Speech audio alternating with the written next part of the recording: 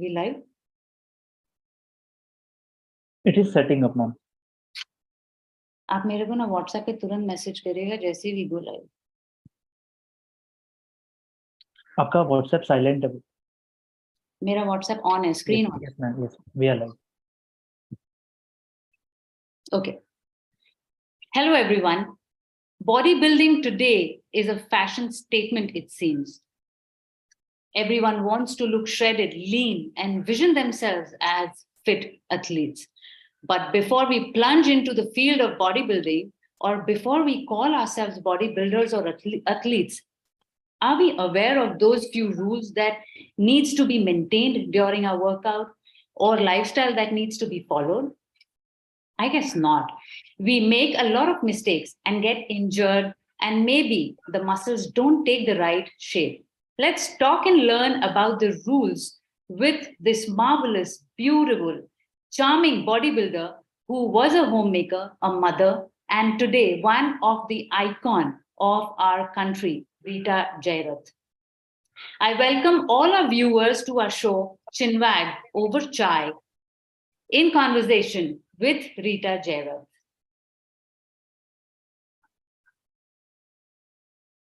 Hi, good evening. Hi. Good evening, Rita. Before I start storming you with my questions, I would like to share a small information about you with our viewers. That is, Rita Jairath is an athlete in women's bodybuilding from India, winning the pro card from the International Federation of Bodybuilding, IFBB. She is also an IFBB Pro League International judge and a part of the judging panel at the highest level in international shows. So a few contests in history that include silver medal in Arnold Classic Asia, September 2016, NPC in Northeast Summer Classic Open and Masters, first place in each July 2015 on awards. Listed first in the Forbes magazine on Women's Day in 2020. And that's like a wow thing, Rita, seriously. She holds a degree in mathematics, a woman and mother full of courage and forever smiling. I welcome you, Rita, to our show, Chinwag over Chai. Thank you so much for those very, very lovely words. Thanks a lot. And it's a joy to be along with you. Well, the lovely thing, as you mentioned, I guess it is all about you that you have created, the lovely feeling about you. I guess you have put in words in my mouth. So, all right. So before we learn about bodybuilding, like I said, that everybody wants to get into bodybuilding. Everybody wants to look shredded, lean. There are certain rules, I believe, that one must follow. And talking to a star right now, of course, I want to know the story of this star from the beginning. That is, Rita, you are the star of the evening. And of course, you're the icon to a lot of people. So let's begin with your educational background and how was your childhood, so that we, as in me also in per se, I can learn that how can I look at myself as a star, and I can also vision myself as a star tomorrow. Okay, so the childhood thing, whatever we do in our childhood, of course, it's a manifestation and projection, that comes in later life. So what happened, and of course, it goes without saying that every life is different. Should I tell you about my childhood as such? I think that is more relevant because, that is what, the subjects that we do and the specifics of everything is probably not as important as who we become. Because the essence of education and academics is actually nobody remembers which story we learned by heart, in our English chapter and so on. But we learn the analytics and the logic and reasoning and the process of learning in itself that really makes us who we are. And that is what we carry for the rest of our lives and give it to the next generation. Me, when I was a child, of course, I had a little challenging childhood. My mother had schizophrenia. since the time she conceived me. So then, she was, of course, on ECTs, the electric shocks, and she was pretty violent and responsive to the hallucinations that she got. So I had a challenging childhood throughout my life. And the one thing that I craved for is to kind of have a sense of belonging with as many communities that were doing positive work. We didn't have social media. I won't say that was good or bad. Everything has its pros and cons.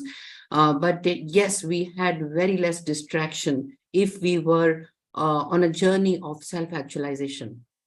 And so the only way for me to have a sense of belonging, because mental illnesses had a social stigma associated with them.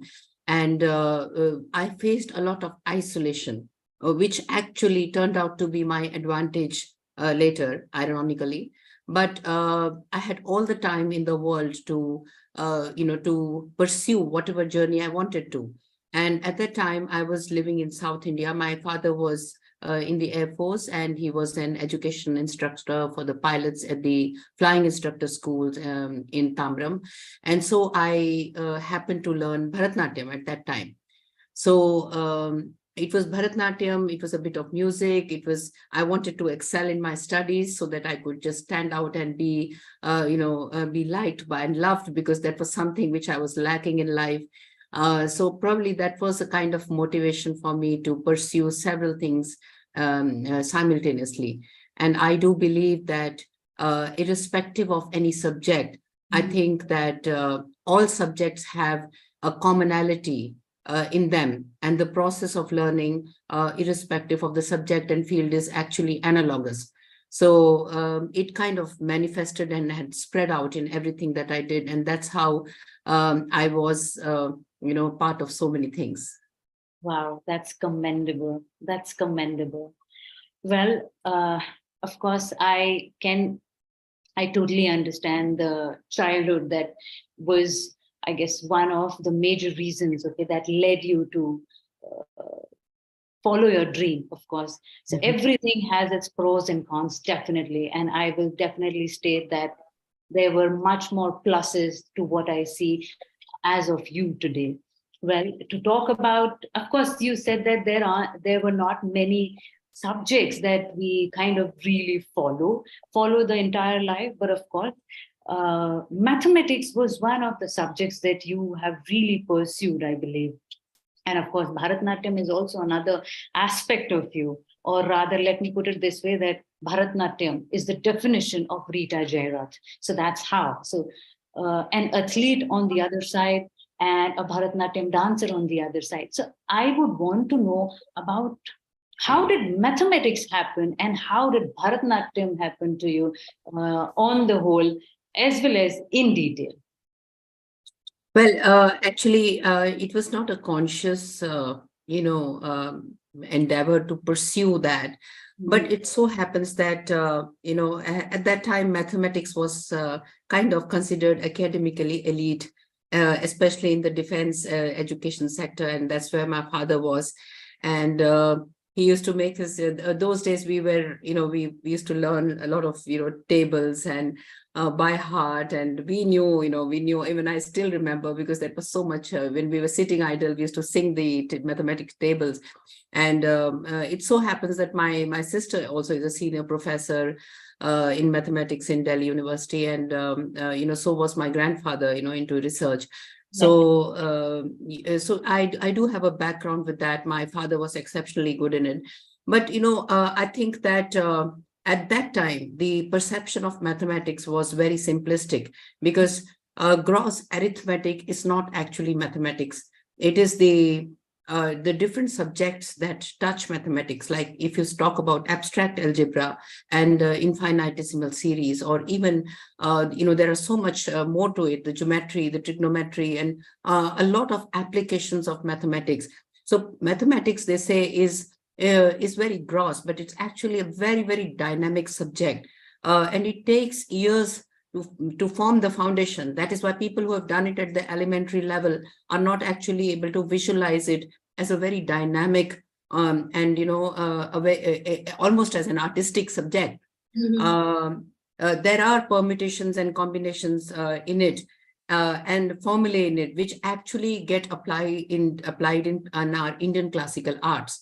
Wow. So there is a commonality, as I said, in all subjects, Yes. and that is why it falls in place. But at that time, when I was a child, there was no conscious effort to do this.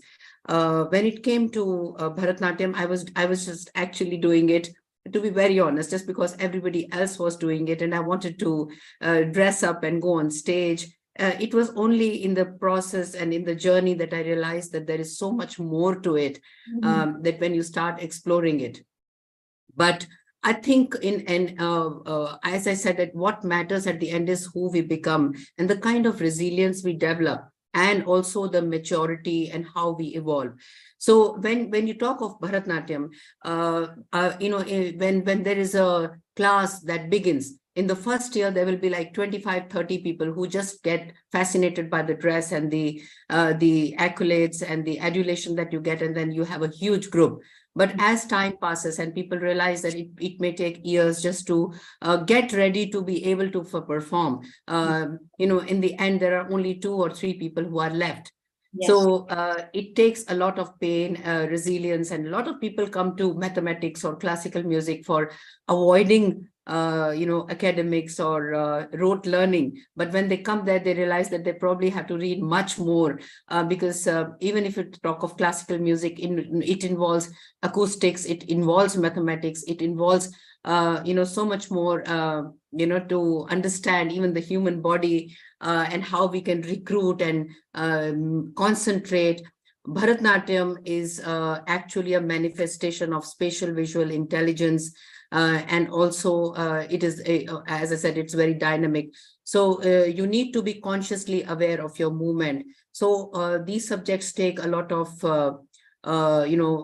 effort from you, a conscious effort to be evolved and matured and live through the journey, irrespective of how gratifying it is in the beginning.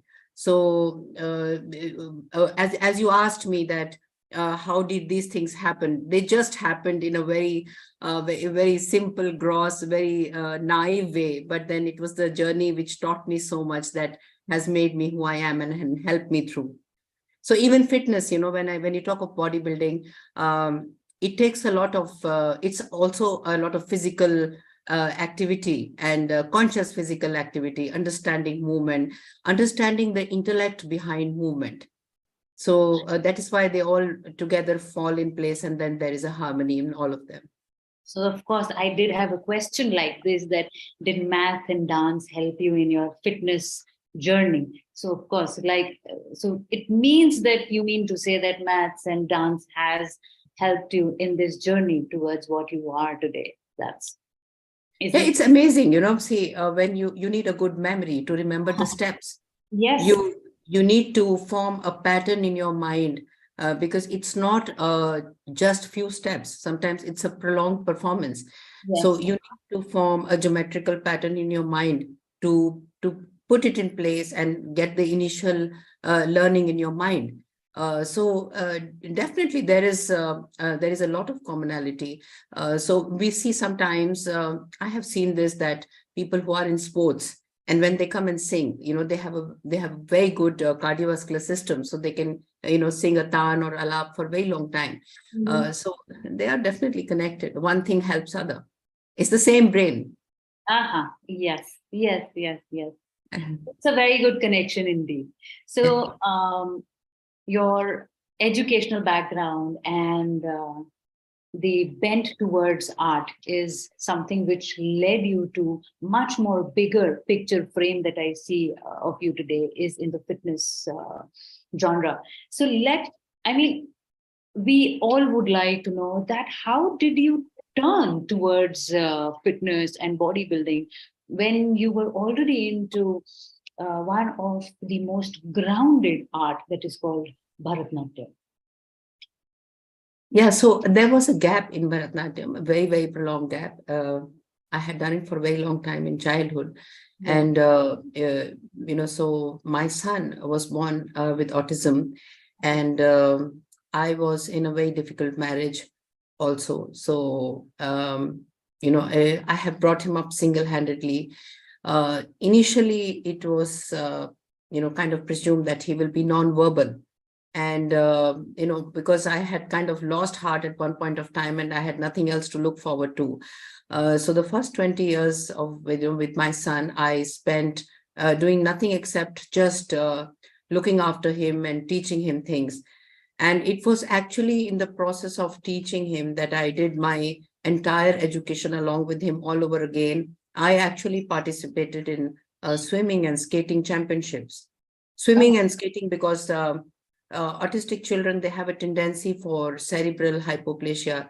The cerebellum is partly responsible for balance. And I was suggested at that time by someone that, he must be participating in balancing activities, and that could kind of help him. So I taught him skating, and then, it just went on to next level, one step after the other. And then together we did competitions and together we won a medal. So it was a lot of mothers say that I got to look after my children, so I don't get the time and so on and so forth. But it was in the process of bringing him up that I became who I am. And so when he was about 15 years old, he said that he wants to have a body, muscular body. And that was his, years of puberty. So he was very fascinated by that.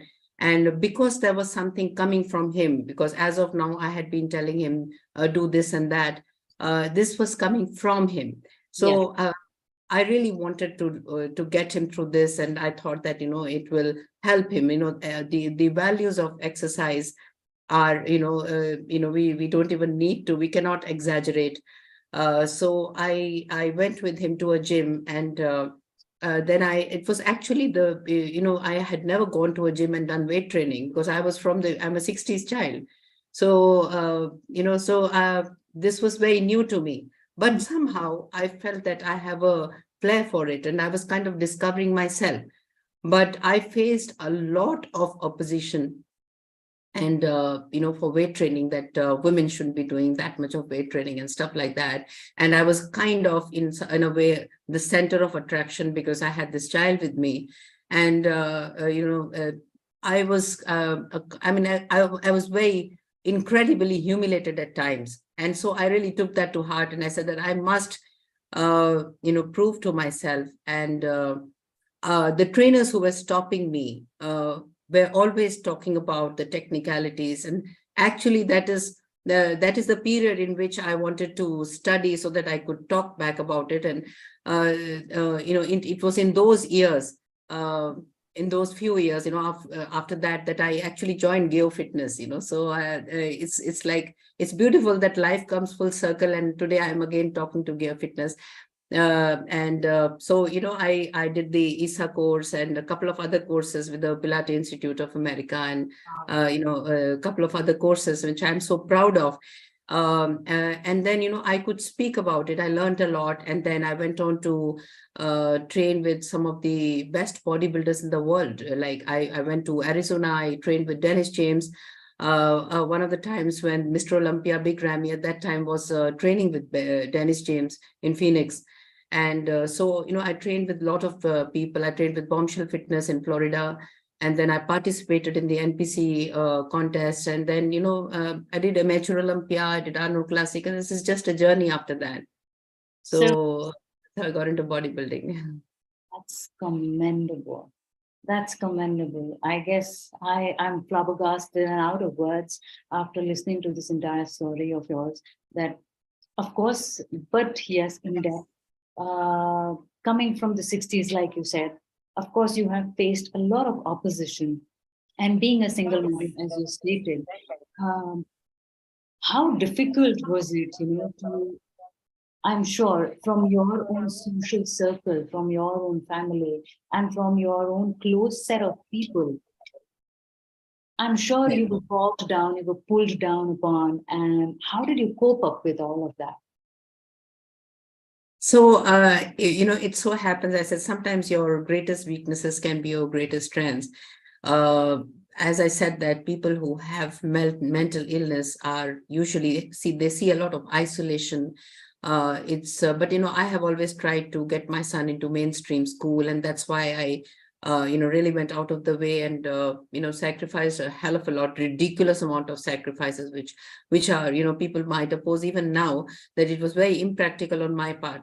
But yes, the isolation was there, and so since I was alone, there was nobody, right, who had the power to stop me.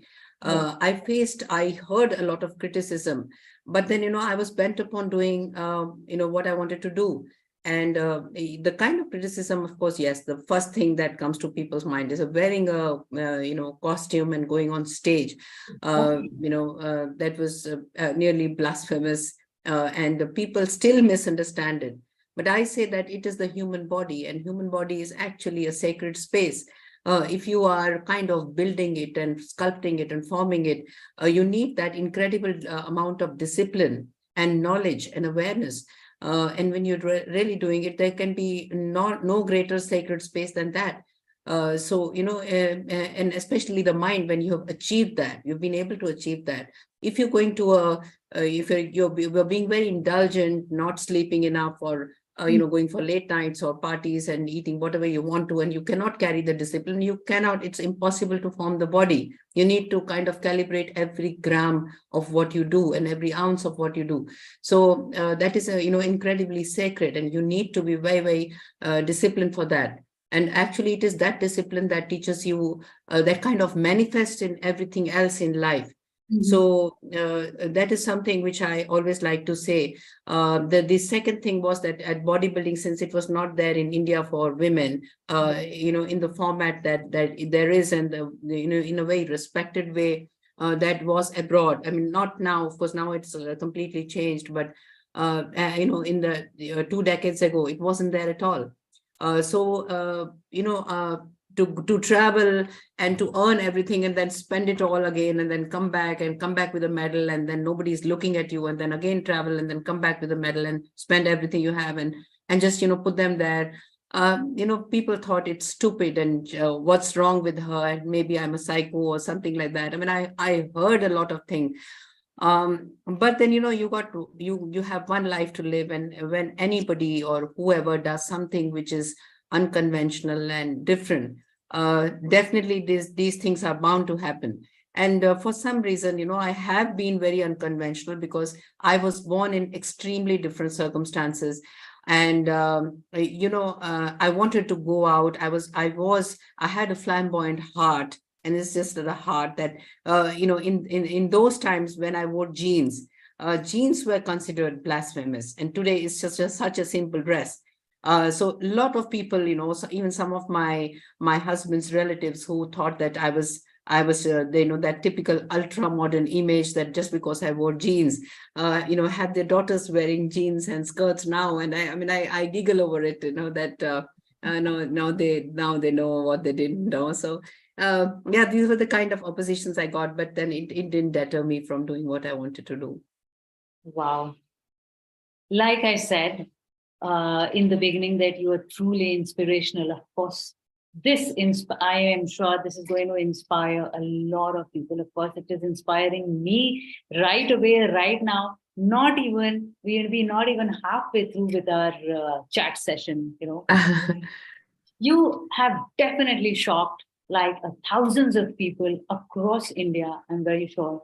And of course, I want to, in fact, also know from you, since you got into bodybuilding and you went on the stage, were you the only woman from India who appeared as the bikini body, and or over from the world? I would want to just know a comparison. How did India support in terms of women appearing as a fitness model compared to the rest of the world?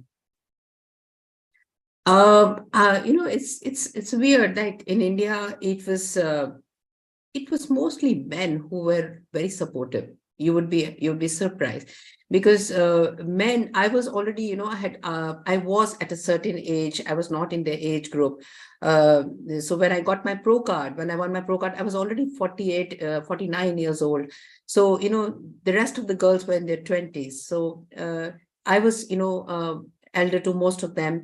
So a lot of boys actually, they would come to me and say, I would like you to meet my mother. My mother has given up. She's weak. She's so fragile. She's so negative, and we want you to meet her. Because maybe the men realized, because they were into bodybuilding, and they felt that I could do something which was so difficult for them. The men were very supportive. When I went out, say I was in Madrid, I did the Arnold Classic in Madrid and in Barcelona.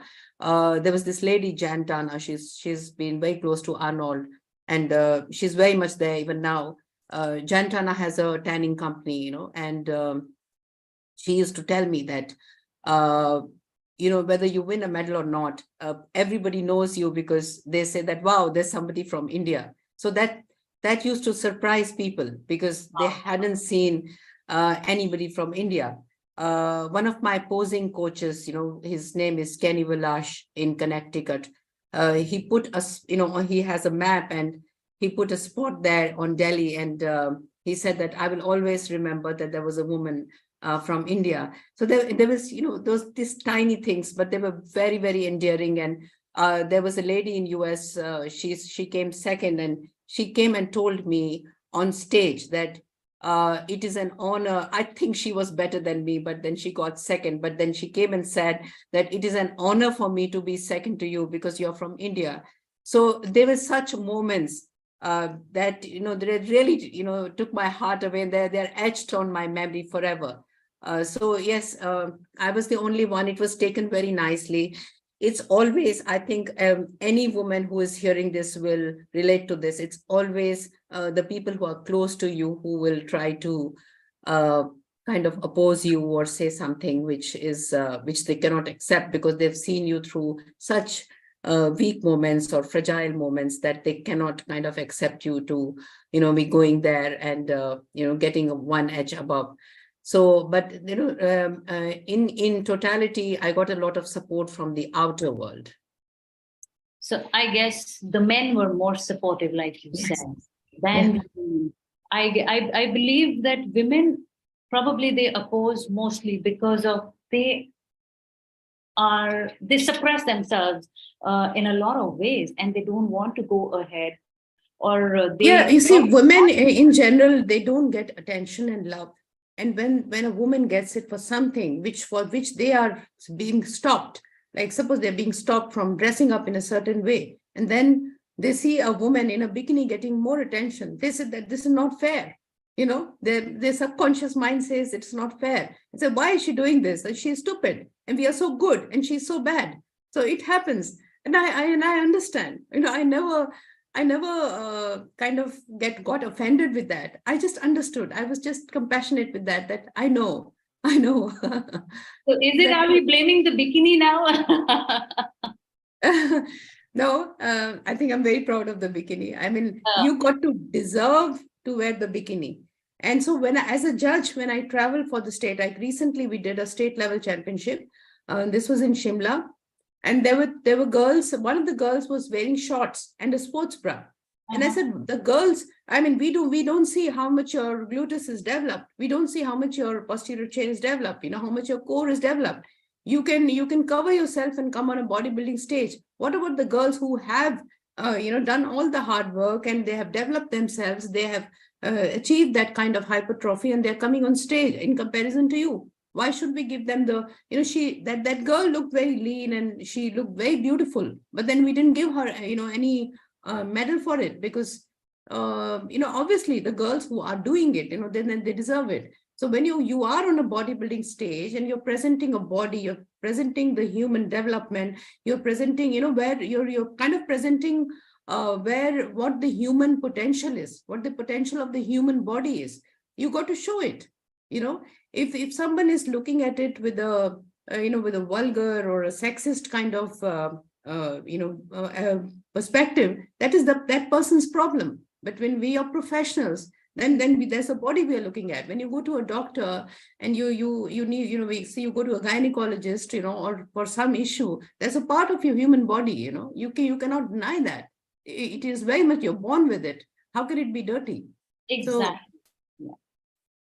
So I actually I feel the same. I believe if you are in a profession where you have to flash your body, I believe that you have to do it only because you are there in that profession. And if you don't flash it, I guess it doesn't make any sense you being in that particular profession. Absolutely. It is bodybuilding, it's It is bodybuilding. it is, and it is performance. They say it is not performance, but it is because of performance, and combination of so many things that you're able to achieve that kind of body. You're able to sculpt it because you've done something. You cannot lie down on the bed and eat pizza with extra cheese and then achieve that body. You need to be doing something for that.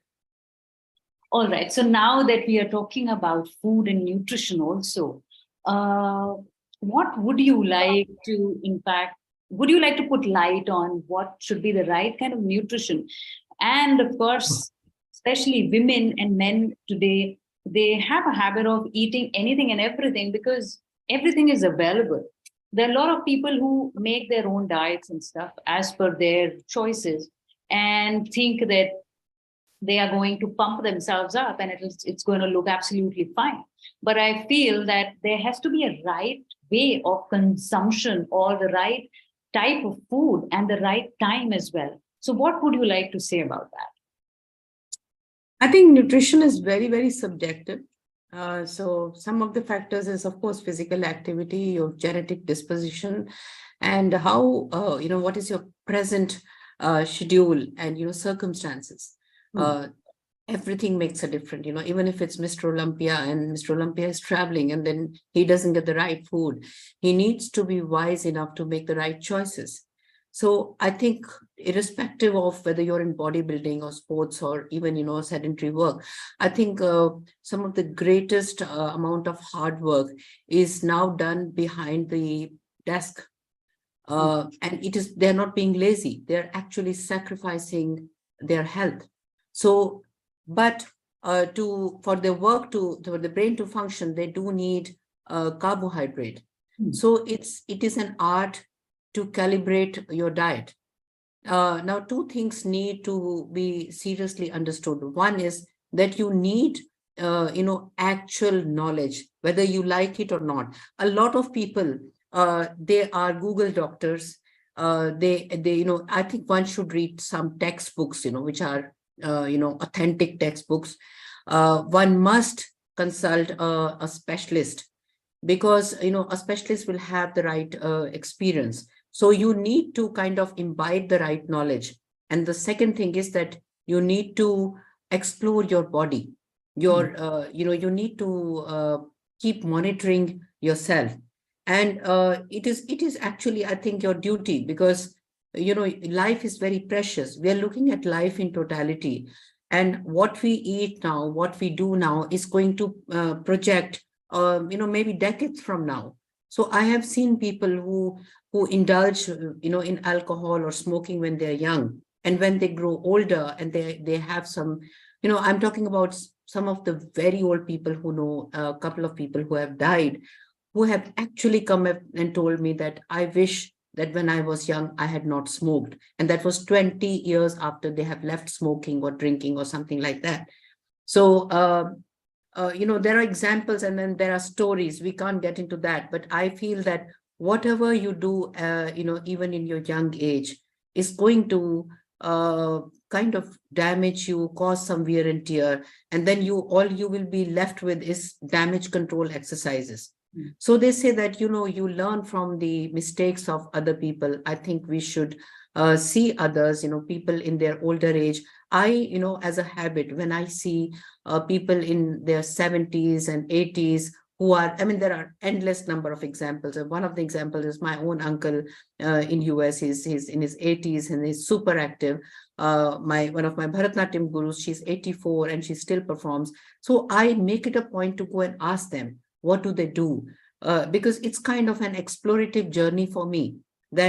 Because one of the reasons is that I have a child who has a handicap, who has a challenge, and I know that until the end of my life, I will have to look after this child.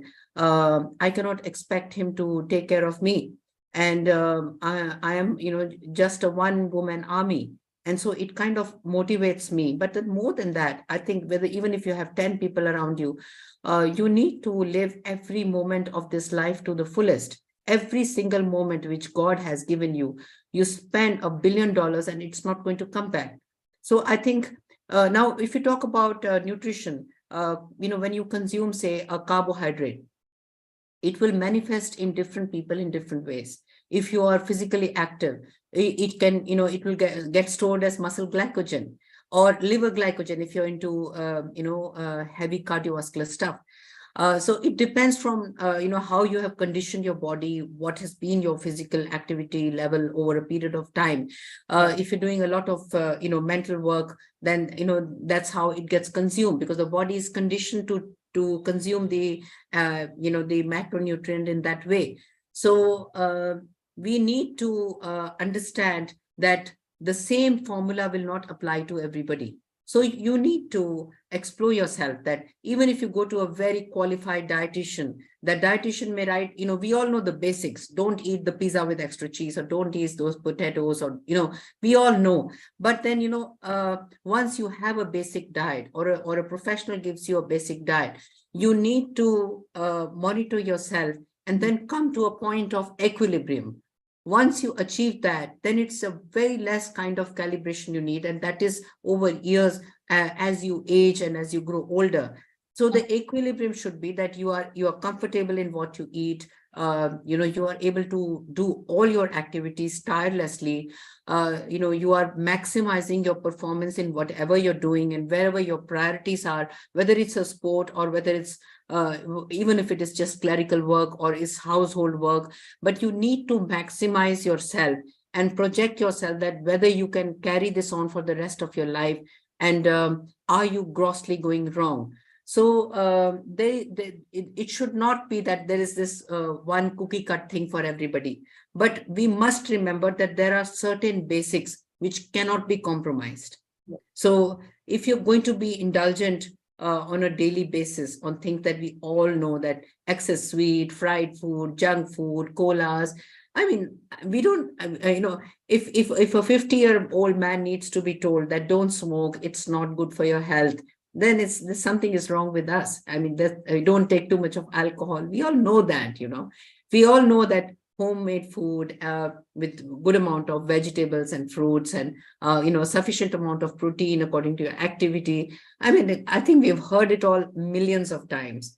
But what happens is, why these fad diets come in, because people want one magic wand. Everybody likes Harry Potter. Nobody likes science.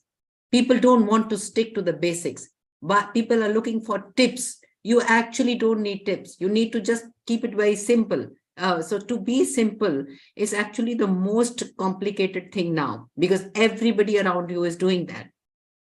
So one of my teachers, Shannon Day from Bombshell Fitness, used to talk about, she used to give these talks to girls at the workshops. And she used to tell them, if your husband is eating this and that and this and that, and you're going to blame him that you're not able to achieve your results for the competition, it's not your husband. You're not going to stop anybody else from living their lives.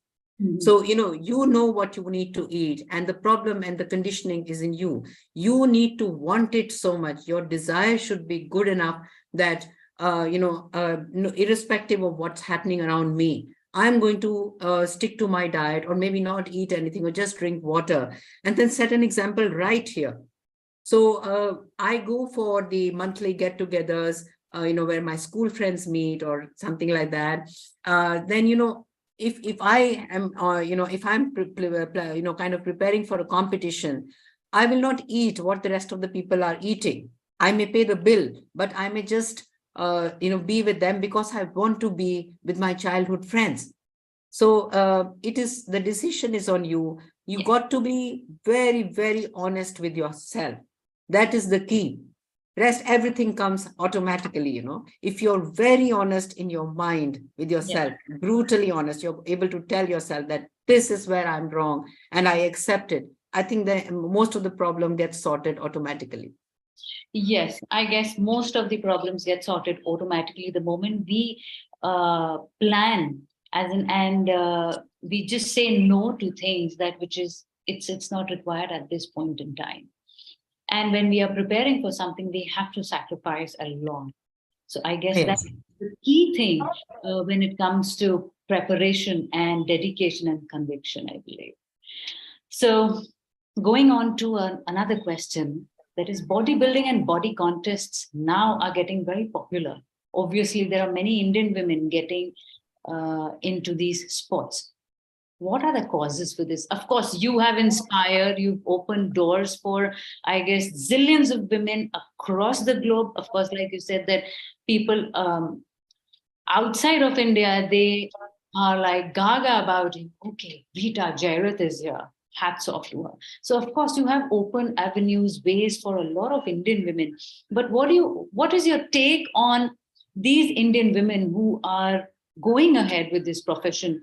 What would you like to say them as your first rule, maybe, to kind of step into this field? Yeah, yes, of course, I see a lot of women in bodybuilding. So it's kind of given a lot of women and men and boys an option to explore one aspect of them. I would like to say that for the rest of the people, actually, that people think that this is something gross and physical. But as I said, that there, in physical movement in itself, to be able to have that kind of resilience and sustain that kind of a lifestyle, it needs a person to be very evolved. Secondly, it needs considerable knowledge about the human anatomy, kinesiology, and your morphology and biochemistry and so on, and nutrition. So and how you handle life in totality. So it is becoming a very evolved science. For people who want to participate in bodybuilding, I think that some of the things I would like to say, the first thing is that there must be a parallel sense of detachment with the medal, because for two reasons, that this is a very subjective sport, one, and second, it is not a government recognized state supported sport. It's market driven. So what happens is that you're not going to get Bharat Ratna or Arjuna award for becoming a bodybuilder. You're not going to it's very rare that it's, I think, 2 or 3 times that bodybuilders have been awarded. And in fact, to be very honest, I've also applied a couple of times for for an award, but I know that it will never be given for, especially to a woman bodybuilder. So you're not going to get government recognition or support for bodybuilding ever.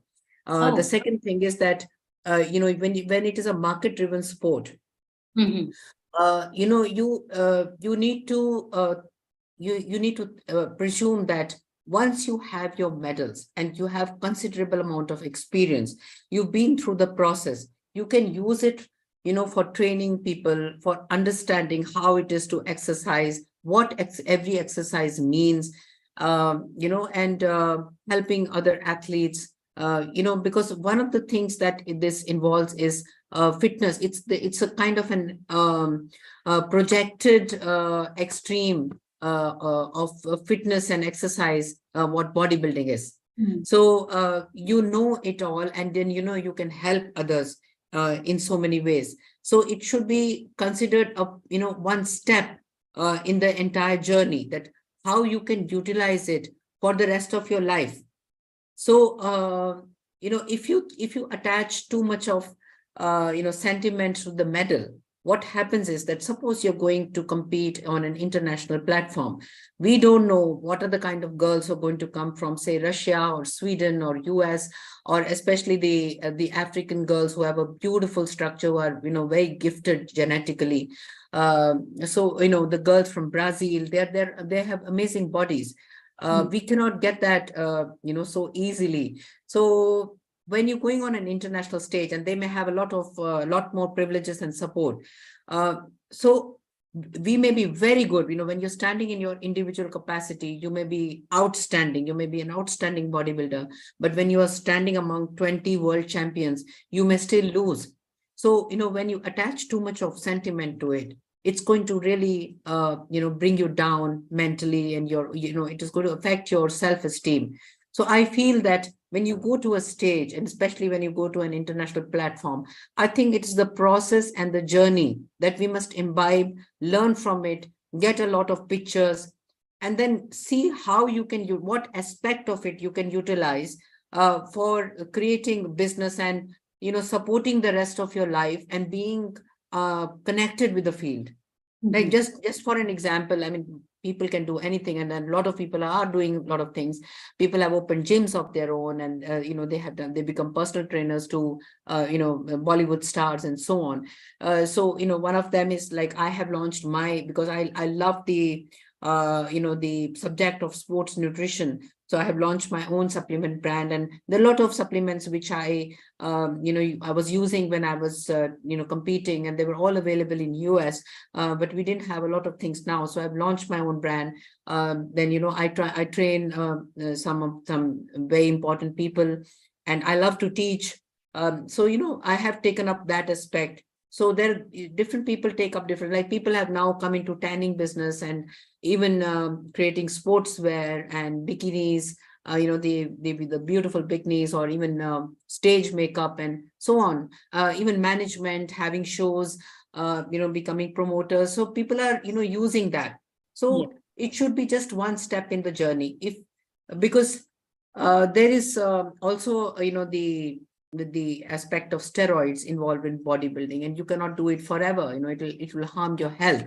I know of people who were so desperate to get a medal that they did they kind of overused steroids, and they done it very irresponsibly, and they had some of them died, and some of them they have very bad very serious health issues. So it should not become, none of this should become counterproductive. So that balance needs to be maintained. And I think that is one of the best messages, most important and relevant messages that I can give to people who want to get into bodybuilding. So in short, I guess I'll say that one needs to have that thorough knowledge when it comes to food, and also the kind of workout that they need to do, undergo training to get into this serious bodybuilding profession. Yeah. Followed by, of course, what type of, if there is any sort of medication, or if there is intake of supplements and steroids, that should also be supervised by or prescribed by. So one of the things I've seen in bodybuilders all across is that when they do their bodybuilding training, they're into weight training, and then they are on a calorie deficit diet, they are so tired and sore that they forget the gaps in between. And if they are also practicing breathing techniques, and they are also getting into those therapeutic modalities like yoga or Pilates, or things like that, to maintain the flexibility, I think it keeps them keeps them well rounded, and has a much better impact on the quality of life. So that balance, in the little things, the intricate tiny things in life which are not seen, that too should be addressed. Okay. So now that we are talking about different types of workout, now let's say bodybuilding is mostly 90% of it is about lifting weights, lifting kilos and kilos of weights on the arms and legs and everywhere. So do you mean to actually say that Pilates, yoga is essential too, along with weight training? Is that what you mean to say? Absolutely, it goes without saying, because when you're doing weight training, your muscles, they're contracting, and you need to kind of maintain that flexibility. And if you talk about Nicole Wilkins, because that I personally know, and some of the legends, like say Arnold, he went and learned ballet, because when you're posing for a body, you need to present your body in such a way that an illusion is created to kind of hide the weak points or the anomalies in the body. So I have seen people that backstage, they may not look that good, and suddenly on stage they look like, wow, larger than life, because they have learned the art of presenting themselves. So it makes you very complete, because if you especially like I do have clients who learn posing from me, and I tell them that these are the these postures, say spinal rotation, certain yoga poses like the camel pose.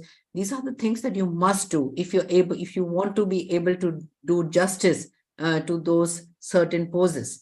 So, and more than that, that because you are into weight training and then you are sometimes on a calorie deficit diet, as I said earlier, you need to kind of stretch yourself back, for good circulation, for good joint health. You need to do that. So it goes without saying that, it should be a more rounded off kind of routine. Okay. Okay. Okay.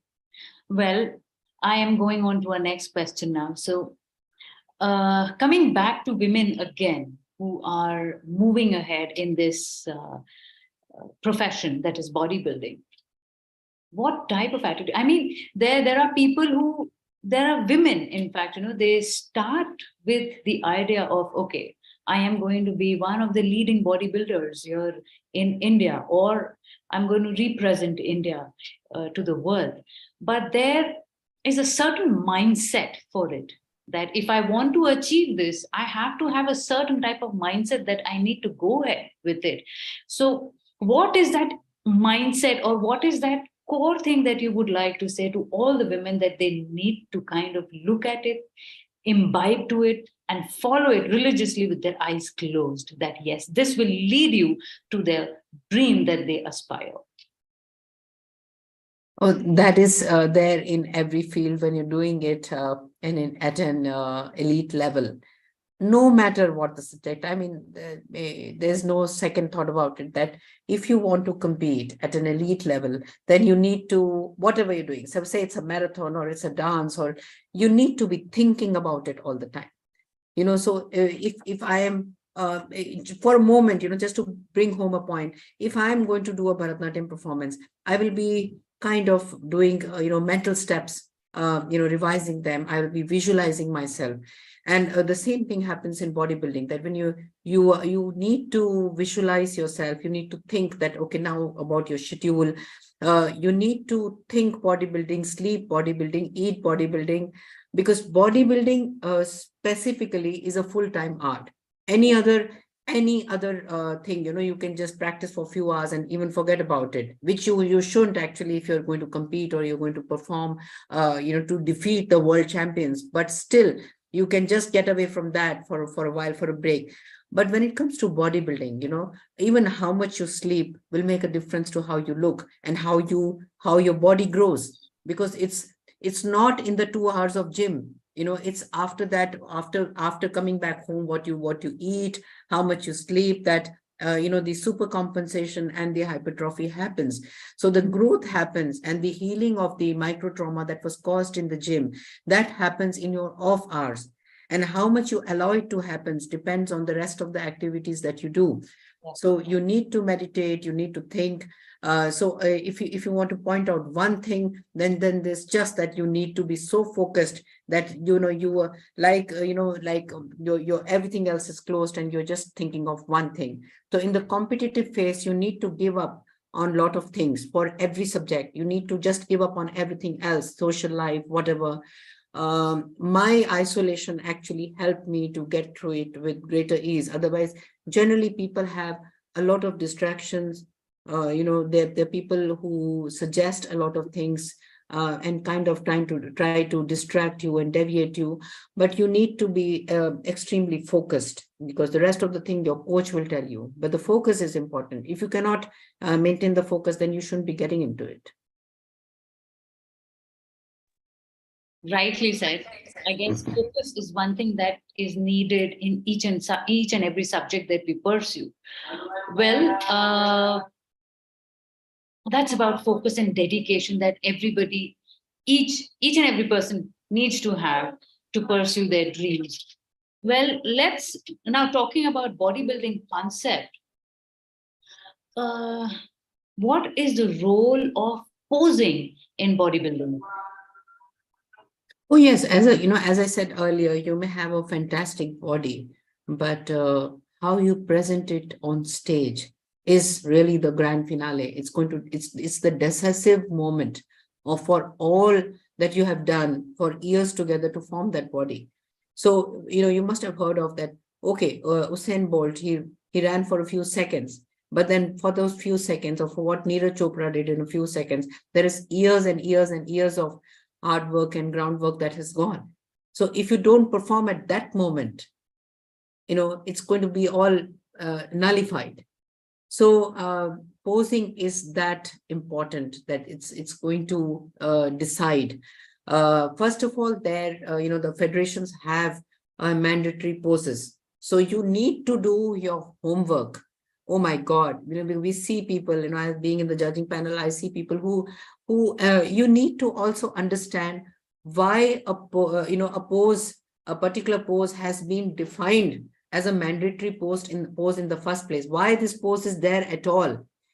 Because everybody has, everybody who is on stage has a muscular body. Everybody has done dieting. Everybody has trained, and they all have six packs. They all have protruding biceps and so on and so forth.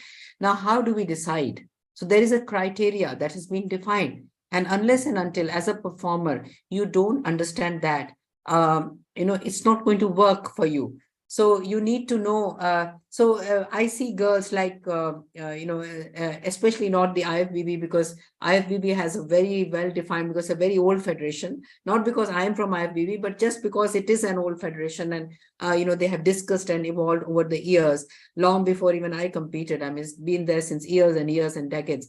But in some of the newer federations, we see like girls who do the side pose, they just, keep their hands horizontal and they stand on the side. They don't even know why they're doing that. So why we do a side pose and stretch our arms is because we want the lats to show. We want the lats to waist ratio to show. So and so how much you should twist so that your upper body and lower body looks big and the waist looks small. So these are the illusions that you need to create. And if you're just going to stand with your hands horizontal, your lats are not going to show. So you need to understand why a particular pose has been assigned for comparative judging. And as I said, you may look the best in the world when you're standing by yourself, but when you're standing in a group of champions, it's always comparative. So after every bodybuilding show, there will be some or the other person who will come up to me and say, look, I look so good. Why didn't I get the gold?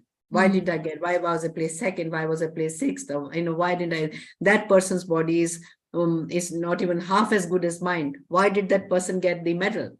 So it's because of two reasons: that you have not looked at yourself in comparison to others. One, and the main thing is that you do not know how to present your body.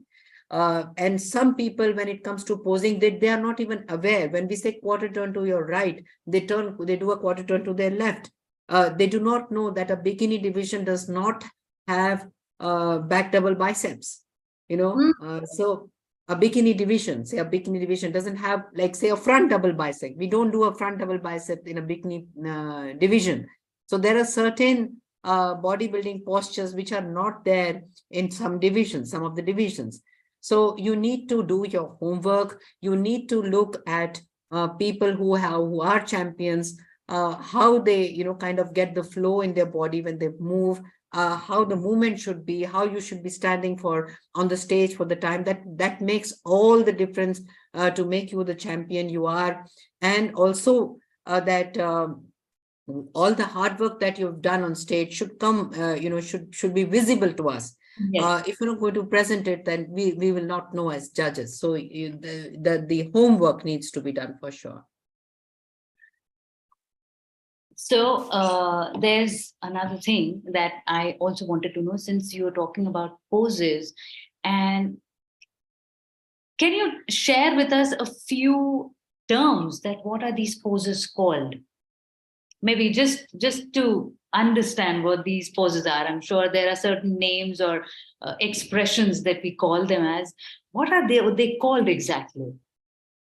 Yeah, it's actually, very self-explanatory. So when it comes to bodybuilding, when I said front double bicep, so you're seeing the front double bicep from the front, it's just this front double bicep. Oh, lovely.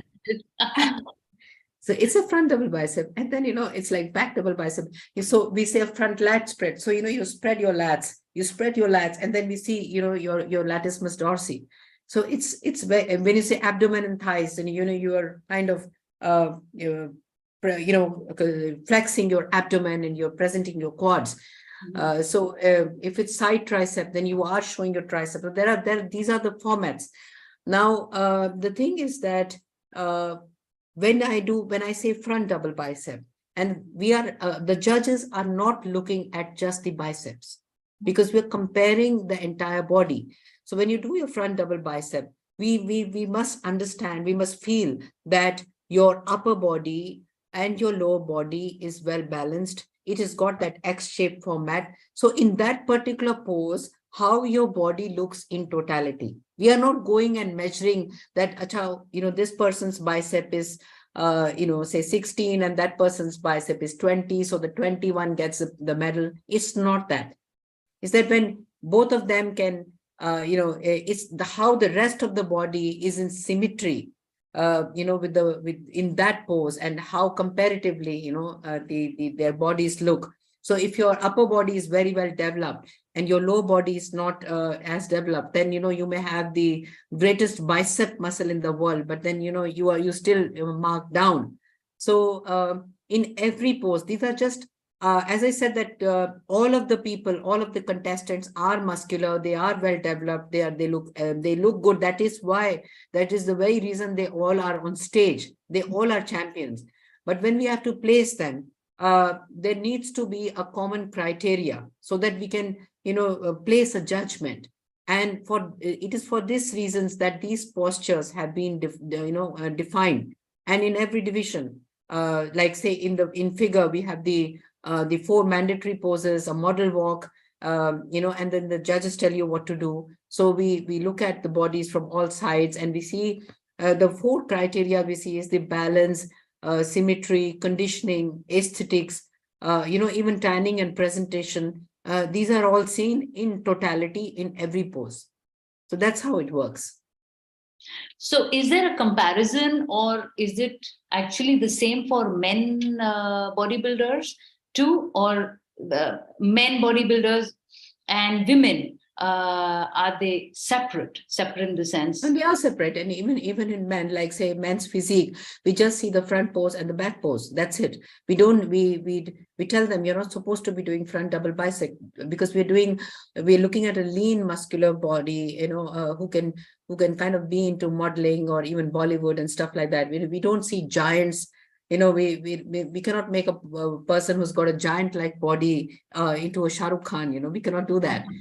So we look at men's physique is different. We just see the front body, a pleasing body, and the back body. And if there is a doubt, then we see the calves and stuff like that. They're wearing shorts, so we're not even seeing the legs. This division came up in the first place because we wanted, it was not me, or it was IFBB itself wanted bodybuilding should kind of seem into the mainstream. Yes. And everybody will not become a giant. So we wanted that people must relate to bodybuilding, the subject of bodybuilding in itself. So when you talk of bodybuilding, bodybuilding is building your body. So in essence, actually, truly speaking, then every person who eats a calibrated diet is, kind of trying to build the structure and trying to attain hypertrophy is a bodybuilder. So, when you talk of bodybuilding in its truer sense, and it should be building your muscles, bones, joints, ligaments, your blood volume, your cardiovascular stamina, and getting the best form of yourself, getting your super best. So, if you're able to attain that and maintain that, and you're always trying to build, attain hypertrophy, you are a bodybuilder in a sense. That is why we say that actual bodybuilding and competitive bodybuilding are, kind of different. When it comes to divisions, so, I'd already told you about bodybuilding, and then classic physique, and then men's physique, where we see only the front body and the back. So in women, we actually now have 5 divisions. So one is the bikini, which is a softer version, but because it is bodybuilding, we want to see some development in the muscle, and a well-toned body with a hourglass figure. So we don't do front double bicep. We actually down mark extreme musculature, and we don't want veins to be popping out in those girls. Of course, the glute muscle, because it is the biggest muscle and we want development there. That's the demand of the division. So we make them walk and we see that the glutes don't jingle and there's not too much of cellulite out there. So there is the symmetry.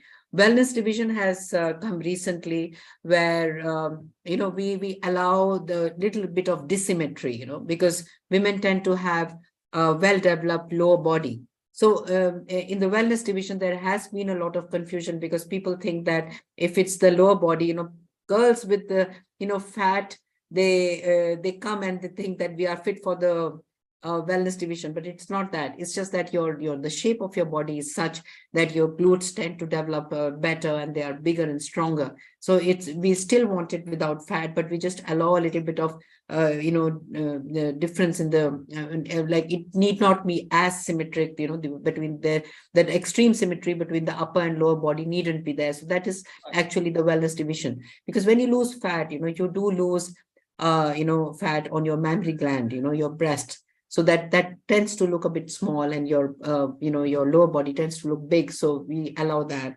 And then we have the figure division, where we're looking at a little bit of more muscles, muscular development, because so many girls who've been doing weight training for years and years, they have a natural tendency to get very muscular.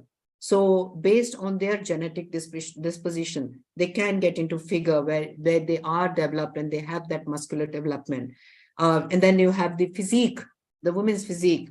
So bodybuilding is not there now, of course, because it was too freaky, and a lot of women were taking a lot of anabolics to get there, and it was just getting too freaky. So instead of bodybuilding, they've got in physique, where the muscular development is really next level. So when you said the difference between the poses, we don't want the most muscular pose, and certain poses where we don't see the chest in women because we have the breast there and that is covered. So there is a slight difference and a subtle difference between the women physique and the actual bodybuilding in men. So these are the differences, and we have several divisions in women, several divisions in men.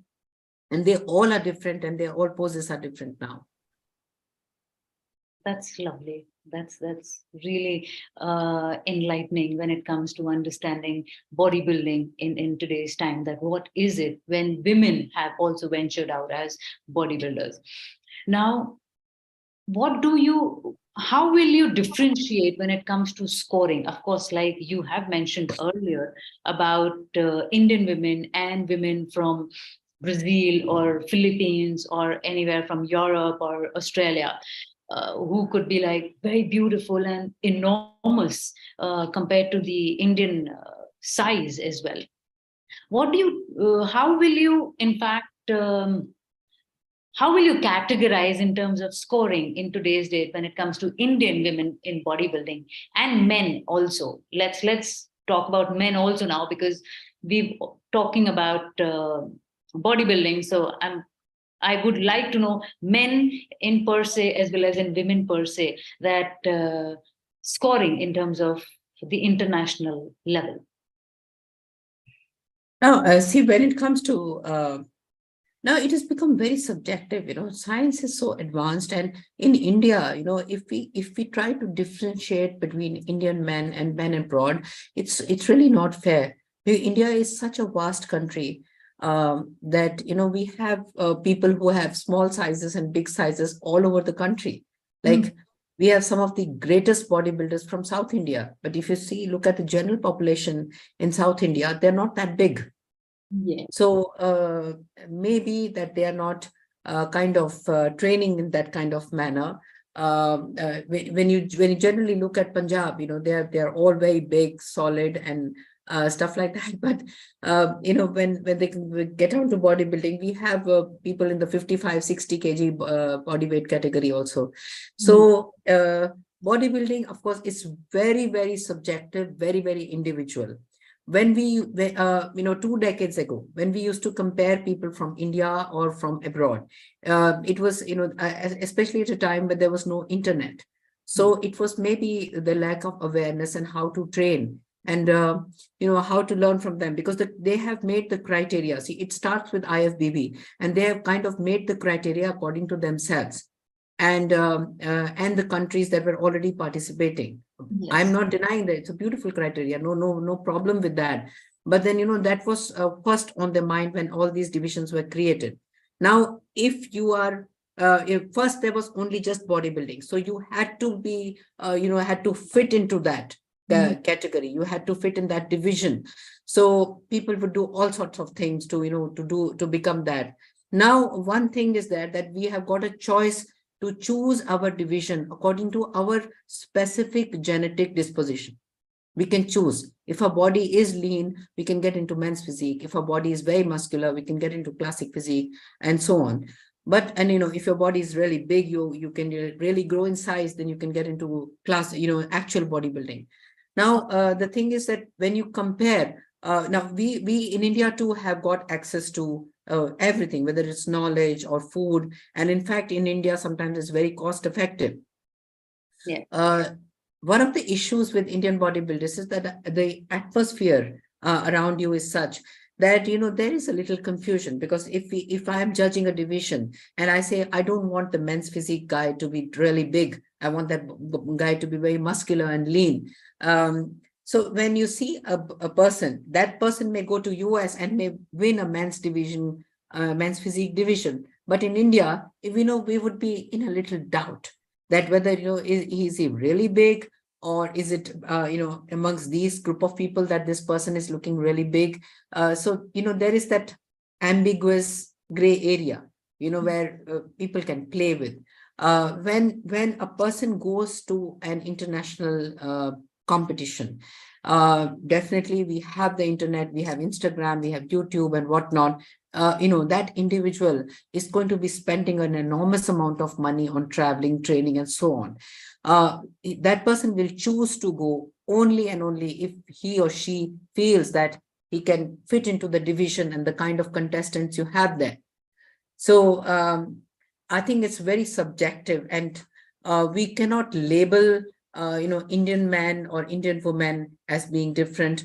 The only thing is that if it's like I went and stayed with the Bombshell fitness team, everybody was doing the same thing. They used to carry their meals, they used to carry their gallons of water, they were training like that, and everybody was doing the same thing. So it kind of, you have shops that are catering to that. There are ready-made foods, which are very organic and were genuinely organic and not just labeled like that.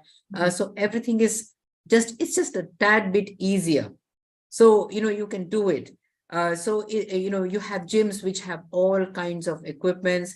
Everything is very accessible. Here, if you need a good gym where you are dependent on, equipment, which ideally you shouldn't be. Ideally, if I need to exercise, I should have a few dumbbells at home, heavy, light, and I should be able to manipulate my workout with the free weights and do everything in the world, because that is what old school people did, who were legends. Whether it was Ronnie doing it in a rustic kind of gym, but then it's just easier when it's abroad, as compared to India, at least as of now. So I think when it comes to genetics and specific, it's very individual. People go and train in Kuwait. People from America go and train at the Oxygen gym because, they can just train and focus on themselves. So it's so subjective that I think it's not fair to kind of compartmentalize, people, and that India is different in any way from the rest of the world. It's just the individual's circumstances and financial capabilities, that how much he can train, where he can travel, and the circumstances, whether the family is supportive or he's got any responsibilities that he or she needs to cater to. And I think it's those things which make a greater difference. So it's all about capacity that what individual has when it relating to anything and everything. It's just about capacity of an individual. Well, Rita, so from the beginning, if we start, you've come from a little traumatized childhood, followed by, again, it was not an easy marriage, plus not an easy child to bring him up. But of course, you have flourished in your field, which is like commendable. I guess most of the people, most of the women, mostly, I guess, to think of, I guess you have inspired a lot of them over the years, of course, and you have opened avenues for a lot of women across, not only from India, but yes, of course, across the globe. I would want to know that core thing of yours, that core thing which it comes from within, that as a wife, as a mother, as an athlete, as a friend, as a guide to hundreds of athletes across the world. What is that one piece of advice, especially for women? Because why am I saying women is because that women, they have to do 100 things at the same time. Of course, I would want to know more about you, and how did you deal with your husband as well, who is not keeping well for, I guess, for years now. Can we share, can you share something about him, and then we go on to that, what advice that would you give from the bottom of your heart to all the women? But before that, I would want to know, and rather I would want the viewers to know from you that how was it to deal with such a situation over the years, I guess more than 20 years now. No, he, because I was paying a lot of attention to my son, and then, he was, very different from me. He liked to have fun and enjoy life, and he stayed on the ship, and then, he had a world of his own. So he was kind of away for most of the time. I have lived alone all my life. So it's since last year he was not, it is just since last year that he, he's been living, so I have two houses. It's a very private thing, but yeah, I have two houses. One is my own house and my father's house next to me. So he stays there because I go out for work, and then I need to, also ensure his safety. So he came back, he had cataract and he had a hernia and he had a lot of other things, but then eventually it went on to Parkinson's disease, and recently his blood sugar went above 650, and he has hypertension, and of course he's pretty sick. So when you're sick, then everybody kind of leaves you, and then you know that the person who stands by you is the wife. So it is, I just joke about it that, God has had a real style in writing my destiny, because first it was my mother, and then my son, and then, then my husband. And it's a very challenging situation even right now, because, I'm single-handedly managing the finance, and, for everything is very, very challenging. But I think that has made me more compassionate, and as a woman with the kind of life that I have led, absolutely alone, very, very alone. I know I am capable of seeing a lot of unseen things without a person telling me, because I have seen I have been very vulnerable and fragile at some point of time, and I have lived through that. So, when I think it's something, when you asked me about what would be my message to women. Yeah. I think that it stems from this, that women must have faith in themselves. So when I started my bodybuilding journey, I was, my son was already 15 years old, and people made fun of me. When I began to learn driving, this I think happens with 100% women. When they start learning driving, the rest of the family, especially if it's an in-laws family, they all become backseat drivers. They tell her how bad she is and that she cannot do it because she's a woman. And mine was like, say, 35 years ago. So, it was such. What we should not fear is failure. And the second thing is that we should know, we should have a vision. We should be very, very clear as women about our vision, that this is my journey. You should be ready to be bad at something if you want to be good at it eventually. So everything that I started, I have been very bad at it. Let me tell you. I think this is the key, that no matter what I started, everybody made fun of me. I was used to making, oh, this is how it happens, and people will make fun of you. And you would be very vulnerable, very fragile. You would be the worst student in the class. Accept it. And know that everybody is better than you, but they are going to be there only for a short period of time. It could be 1 year, 2 years, 3 years, whatever. But you know your vision, you are determined. And then when you're there for a prolonged period of time, there is no way out. You would have proved your point. So another instance, just to reinforce this, is my son, that my son was told that he will never be able to speak ever in his life. And everybody made fun of me. Everybody still criticizes me for doing that lot of effort. But I knew my vision. I said that I will be this one woman in this world who will show that there is a human possibility, and I will create this human possibility. It was told that it may take 20 years, 25 years, and you'll have to leave everything else. And nobody does that. And I said that because I have nothing else to look forward to, I will do that. And I failed not a million times, trillion times, but endless number of times. And he's still not 100%. But still, if you look back, if you look at the graph, he speaks, he's a classical music singer, he is qualified, he's done his graduation, he's done his post-graduation, he's working in Hotel Lalit at the front desk. He's still not 100%. He fainted 3 days ago. But if this was a child who would never have spoken and would have been dumped, and a lot of parents leave such children in assisted living and have another child and then go on with their professional life, then there is at least one example that I have created. When it comes to bodybuilding, they say women cannot do weight training. I did bodybuilding, and then there are hundreds of girls doing it now, and I just sit back and look there as a judge.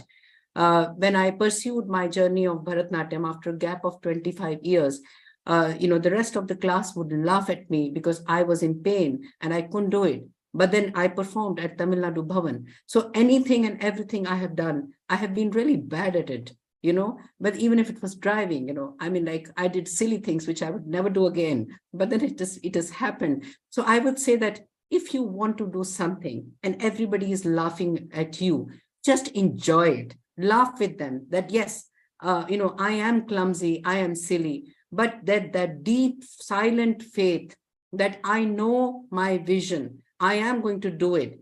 And also that if I am singing, I may not become Lata Mangeshkar, but in the process, where my neurons are being activated, where my brain is being, that part of my brain is being stimulated, where my soul is evolving by resilience, the person I am becoming, and that this is the journey of my soul, that at the end of my life, I would have become a better human being, and I would have endless realizations which nobody else has, and that I would be training along with children who are, the age of my grandchildren, and enjoy them. I think that should allow you to be who you are and never regret and never attach yourself to the medals or the accolades, and have a parallel sense of detachment with everything, because at the end, everything is going to go. So just do what you want to do. That's it.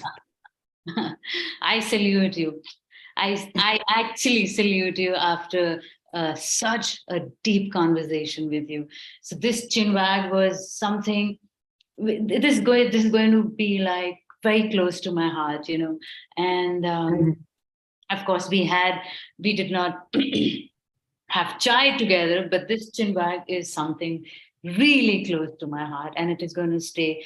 And of course, you have inspired me to that smallest. I mean, now I guess after this enduring chat with you, I guess I am not going to leave a single stone unturned in my life. Of course. I thank you for this enlightening chat, Rita. I believe that each and every woman or man today, a guy who attended our chat show, is definitely in. I don't think I have words enough other than just wow. That's like you are wow. And yes, of course, I thank you for joining us today over this Chinwag over chai. I hope to see you soon. And of course, Me we too. want to see you more of you, and with more and more of trophies like we see in the background right now. Yeah. Thank you so much for that. Thank you for having me. And I always had that bit of gratitude for Geo Fitness, and I have a little bit of Geo Fitness always in me, because that was probably the seed, and the tree from where everything emerged eventually. So that was my foundation. So I'm very grateful to that. Thank you so much. Thank you. Bye bye.